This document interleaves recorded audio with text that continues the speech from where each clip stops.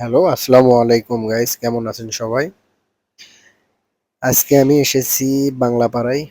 আপনাদেরকে পুরোটাই ঘুরে দেখাবো সিঙ্গাপুর বাংলাপাড়ায় কি কি আছে আর ওয়ার্কারেরা এখানে কি করে, বাংলাদেশি ওয়ার্কারেরা সেগুলোই আপনাদেরকে আজকে আমি দেখাবো। যত বাংলাদেশি আছে রবিবার করে এই মিনি মার্টে, এই তেঁতুলতলা কিংবা মিনি মার্টে এসেই সাক্ষাৎ করে কিংবা দেখা করে। এটাই বলা হয় মিনি মার্ট। আর এখানকার পুরো দৃশ্য কিংবা এই মিনি মার্টের এই বাংলাপাড়ার আশপাশে যা কিছু আছে সবকিছু আপনাদের দেখানোর চেষ্টা করব। এই দেখুন, এখানে মার্কেটে বাংলাদেশিরা ফল বিক্রি করতেছে এবং খেজুর। এখানে সবকিছুই সুলভ মূল্যে পাওয়া যায়। এখানে যত আইটেমের ফলমূল সব পাবেন এই এলাকায়। এই দৃশ্যগুলো তুলে ধরার উদ্দেশ্য, যারা বাংলাদেশ থেকে আমার ভিডিওগুলি ফলো করেন তাদেরকে দেখানোর জন্য বাংলাদেশি ওয়ার্কারেরা কতটা পরিশ্রম করে দেশে টাকা পাঠায়। ঠিক বাংলাদেশের মতো করেই বেচাকেনা হয়। এখানে দামটা সিঙ্গাপুরের ডলারেই বিক্রি হয় জিনিসপাতি।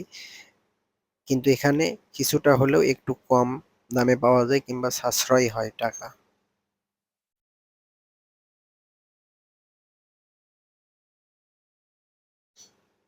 এই ভাইগুলো রবিবার করে কেনাকাটায় ব্যস্ত থাকে। ছুটির দিনে প্লাজায় যায়। বিভিন্ন স্বাদের জিনিস পাওয়া যায় এখানে, সেগুলি খাওয়ার চেষ্টা করে। ভাজা পোড়া থেকে শুরু করে যা আছে। মুড়ি মাখা সবচেয়ে একটা প্রিয় খাবার সিঙ্গাপুর ওয়ার্কারদের।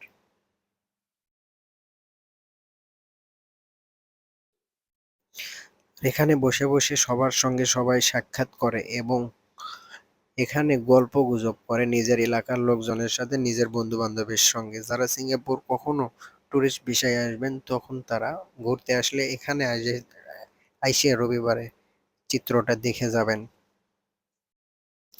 যেন সিঙ্গাপুর বাংলাদেশিদের এক মিলন মেলা হয় এখানে। এটা হলো ঢাকা রেস্টুরেন্টের সামনে আমি সিঙ্গাপুরে।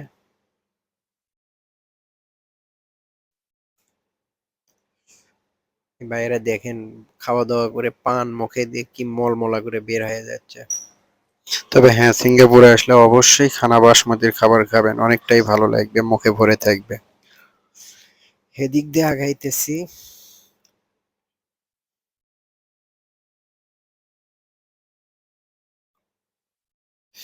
আমি এসেছি এখন সবজির দোকানে। সিঙ্গাপুরে বাংলাদেশিরা কিভাবে সবজি বিক্রি করে।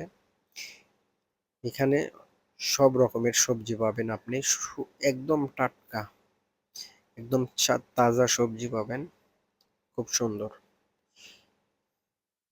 এখানে অগ্রণী এক্সচেঞ্জ হাউস, এখানে টাকা ছাড়ে বাংলাদেশিরা।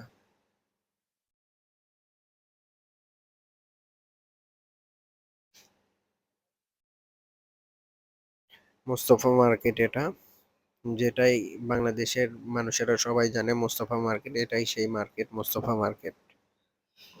আর এই দিকে ঘুরতে ঘুরতে চলে যাব সেই ফাঁকে যারা ডাব বিক্রি করেছে বাংলাদেশিরা তাদেরকে দেখানোর চেষ্টা করব। সবাই ভালো থাকবেন।